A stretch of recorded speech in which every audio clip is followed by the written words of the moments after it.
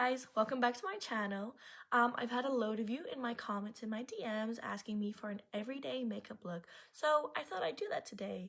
I just want to start off by saying that my everyday makeup look does change based off of what she's been doing, and she did fall a few weeks ago when she was a bit drunk. She did fall quite hard, so this makeup look will be what I look like about a week after the fall.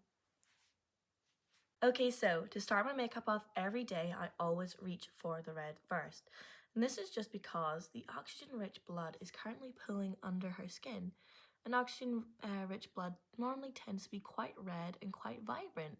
So that's what's going here. You see how I'm going in like a very it's not like it's a circle obviously, but it's a very like flowy circle. Like I'm not really caring about the overall shape because it's natural. It's a human, like it's a thing. It's not a man-made thing. So why would it be a man-made shape, you know? I'm gonna go in with some of this gorgeous, gorgeous yellow. And basically, I normally add yellow like a week or two after she's fallen, and I have searched up the technical terms for you guys just because I think it's good that like you understand what's going on with your body. Basically, all it is when the body's enzymes break down the hemoglobin, and this produces biliverdin and bilirubin, and they can cause the yellow color that you see or even the green color that you see. I bring it down onto my and like down on over here and round, and just get it on all the nooks and crannies, not crooks and crannies, sorry, the nooks and crannies.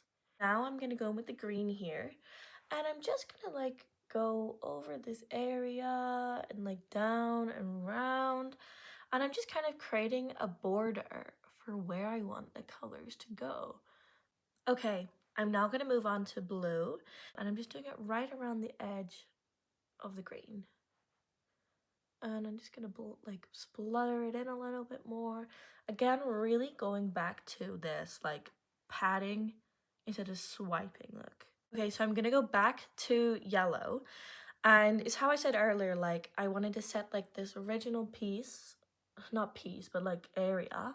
So I'm now coming back and filling this in just because like as I said, it's harder to put the yellow back on top of the dark colors. Really reinforcing this yellow in certain areas is really an important color. The yellow always comes back.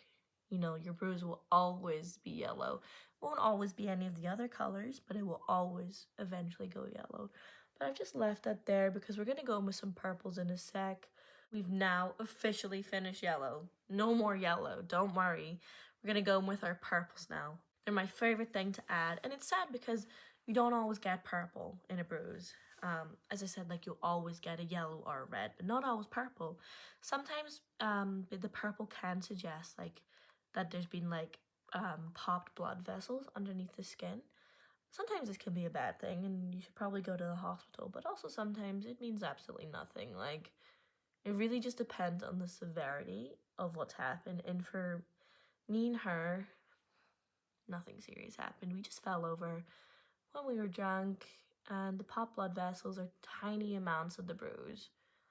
So it really doesn't mean that much. And there we go. That is your finished look.